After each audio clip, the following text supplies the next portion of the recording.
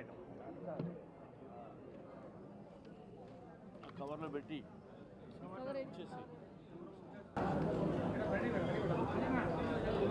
నమస్తే. నా విజయానికి ముఖ్య కారణం నా కూటమి నాయకులకు, నా వెంట నడిచిన నా కార్యకర్తలకు, నా కుటుంబ సభ్యులకు ధన్యవాదములు.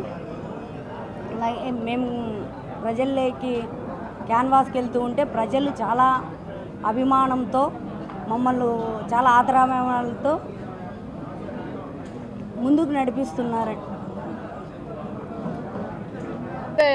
జెడ్పీటీసీ ఎన్నికలు ఏ విధంగా అఖండ మెజార్టీతో గెలిచామో ప్రత్యక్షంగా ప్రజలందరూ చూశారు.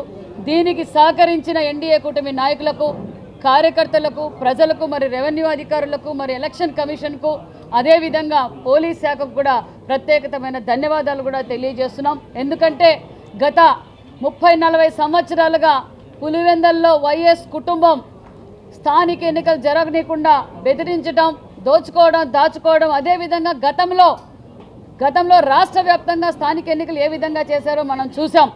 మరి ప్రజాస్వామ్యబద్ధంగా ఏదైతే మాన్యశ్రీ ముఖ్యమంత్రి చంద్రబాబు నాయుడు గారు బీటెక్ రవి గారికి ఫోన్ చేసి, బీటెక్ రవి గారు మరి ఎవరిని పెడతారంటే, సార్ నా కుటుంబ సభ్యురాలను నా భార్యనే పెడతాను సార్, ధైర్యంగా ఎవరు ముందుకు రాలేరు, నేనే నా భార్యను పెడతానని తను ముందుకొచ్చి ఆ నమ్మకంతో ఈరోజు ఎన్నికలు జరిపాం. అదే నమ్మకాన్ని నిలబెట్టుకున్నాం. ఎందుకంటే ఒక సంవత్సరం లోపల మేము చేసిన అభివృద్ధి కార్యక్రమాలు ప్రతి ఒక్కరూ, వేదిక పైన ఉన్న ప్రతి ఒక్కరూ ప్రతి ఇంటికి వెళ్ళి ఈ ప్రజాస్వామ్యబద్ధంగా ఎన్నికలు జరుగుతాయి. ఎందుకంటే 11 నామినేషన్లు పడ్డాయి. ప్రజాస్వామ్యానికి ఇదే నాంది అనే విషయాన్ని ప్రజలకు భరోసా కల్పించాం, నమ్మకాన్ని కలిగించాం. మేము సైతం మీతో పాటు ఉంటాం, మీరు ధైర్యంగా వచ్చి మీ ఓటు హక్కును ఉపయోగించుకోండి ప్రతి ఒక్క ఇంటికాటికి వెళ్ళి మేము చెప్పాం. అదేవిధంగా ప్రజలు కూడా మమ్మల్ని నమ్మారు. ఎందుకంటే 1 సంవత్సరం లోపల మేము చేసిన అభివృద్ధి కార్యక్రమాలు ఏదైతే సూపర్ 6 కావచ్చు, చేయనివి చెప్పాం, చేయబోయేటివి చెప్పాం. ఈరోజు రాష్ట్రంలో ఎక్కడ చూసినా కనిపిస్తున్న పరిశ్రమలు కావచ్చు, తాగునీరు కావచ్చు, సాగునీరు కావచ్చు, ఈరోజు గతంలో మాన్యశ్రీ ముఖ్యమంత్రి చంద్రబాబు నాయుడు గారు ఉన్నప్పుడే అభివృద్ధి జరిగింది. మళ్ళీ ఈరోజు 1 సంవత్సరం లోపల ఈరోజు రాష్ట్రం ఎన్డీఏ కూటమి ఆధ్వర్యంలో మరి నరేంద్ర మోడీ గారి ఆశీర్వాదంతో ఈరోజు రాష్ట్రం అన్న విషయాన్ని కూడా మీకు తెలియజేస్తున్నాం. ఎందుకంటే జగన్మోహన్ రెడ్డి గారు, అవినాష్ రెడ్డి గారు 11 నామినేషన్లు వేసినప్పుడే వాళ్ళు బైకాట్ చేయొచ్చు. వాస్తవానికైతే మేము ఎన్నికలకు బైకాట్ చేస్తున్నామని చెప్పచ్చు. కానీ జగన్మోహన్ రెడ్డి గారు 4 రోజుల ముందు నుంచి డ్రామా మొదలు పెట్టారు. అవినాష్ రెడ్డి గారు, మరి జగన్మోహన్ రెడ్డి గారు ఎందుకు బెదిరించే వాళ్ళని బెదిరించారు, బుజ్జగిచ్చే వాళ్ళని బుజ్జగిచ్చారు, డబ్బులు ఇచ్చి కొనే వాళ్ళని కొనాలని చూశారు.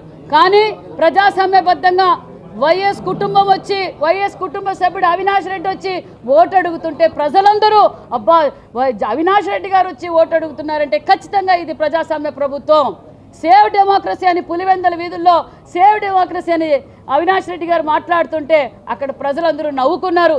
ఇప్పుడు అసలు సిసలైన ప్రజాస్వామ్యం అన్న విషయాన్ని మేము సేవ్ ద డెమోక్రసీ అన్న విషయాన్ని కూడా మీడియా ద్వారా మీకు తెలియజేస్తున్నాం. మరి ఇదే అవినాష్ రెడ్డి గారు మొన్నటి రోజున ఎలక్షన్ పోలింగ్ స్టార్ట్ అయ్యింది, 7 గంటలకు స్టార్ట్ అయ్యింది.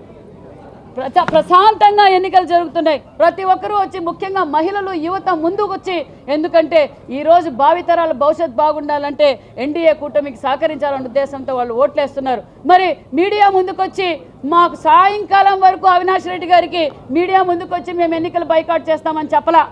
సాయంకాలం అర్థమైపోయింది జగన్మోహన్ రెడ్డి గారికి, బెదిరిస్తే బెదరు ప్రజలు ప్రజాస్వామ్యాన్ని కోరుకున్నారు, ప్రజాస్వామ్యబద్ధంగా ఓటేశారు. కాబట్టి మనం గెలవం, మనం డిపాజిట్లు రావని తెలుసుకొని అవినాష్ రెడ్డి గారు మేము బాయ్కాట్ చేస్తున్నామన్నారు. మళ్ళా ఏమడిగారు అవినాష్ రెడ్డి గారు, మేము రీపోలింగ్ కావాలన్నారు. మళ్ళీ రీపోలింగ్ కూడా పెట్టించారు.